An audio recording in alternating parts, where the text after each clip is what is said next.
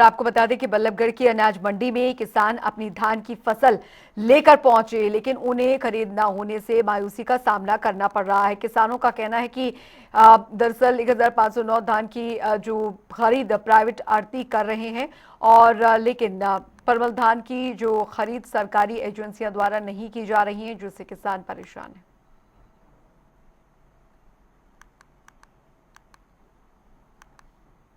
फसल लेकर पहुंच रहे हैं। तस्वीरें एक बार आप देख लीजिए कि किस तरीके से मंडियों के अंदर हालात हैं। हालांकि पूरी मंडी में जो है वो आपको छकाछक मंडी धान की जो है वो फसल से भरी हुई नजर आने वाली है। पूरी तरीके से यहाँ पर 1509 हो, पीआर धान हो, बाजरा हो, धान और बाजरा की जो खरीद है वो कहीं ना कहीं चल रही है। सरकारी आंकड़ों के हिसाब से अब तक जो बताया जा रहा है वो ये है कि लगभग 90,000 कुंटल से ज्यादा 1509 धान बिक चुका है, खरीद उसकी हो चुकी है।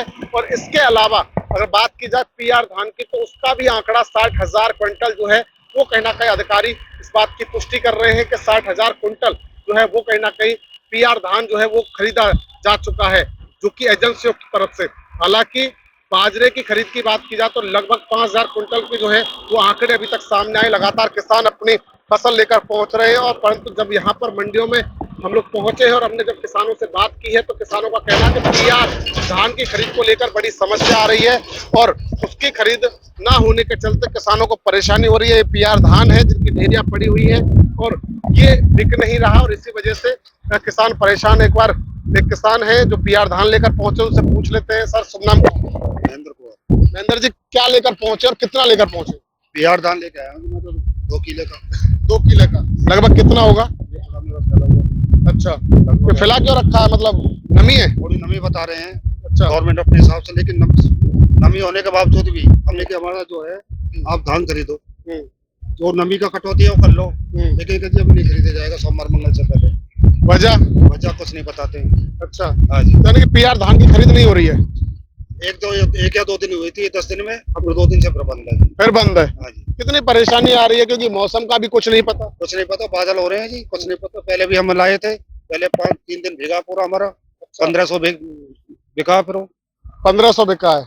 मतलब जो रेट सरकार ने निर्धारित किया उस रेट पे नहीं जा रहा? नहीं जा रहा जी। कितना रेट निर्धारित किया सर? 2379 रुपए जी। 2379 रुपए, और बिक रहा है 1500 या 2000 से 2000 तक। अच्छा, तो कहीं ना कहीं नहीं मानते कि बड़ी समस्या आ रही है किसानों को? बहुत मोटी समस्या आ रही है। अच्छा, खर्चा भी नहीं निकल रहे हैं जैसे तैसे, तो माल लाए मंडी में काट के लाए, यहाँ कुछ उम्मीद लगा के बैठे, कुछ नहीं है जी। अब बातें हैं वो बातें सरकार के एक भी नहीं है। अब मंडे तक की जो है वो कहीं ना कहीं डिले है। जरूरत नहीं, मंडे को ले ले, हो सके ट्यूसडे को ले, वेडनेसडे को ले। अच्छा, कहीं ना कहीं देखिए ये परेशानी यहाँ पर आ रही पीआर धान को लेकर। अधिकारी पुष्टि कर रहे हैं कि 60,000 कुंटल धान पीआर की खरीद हो चुकी है और लगातार खरीद चल रही है। परंतु बड़ा सवाल ये है कि मंडी में जब किसानों से बात की है तो उनका कहना है कि पीआर धान की खरीद नहीं हो पा रही है। पिछले 2-3 दिनों से यही किसान जो है वो अपनी फसल लेकर के जो है वो कहीं ना कहीं मंडियों में है, और ऐसे में 1-2 दिन खरीद होती है और 1-2 दिन 3-4 दिन जो है वो उसको डिले कर दिया जाता है।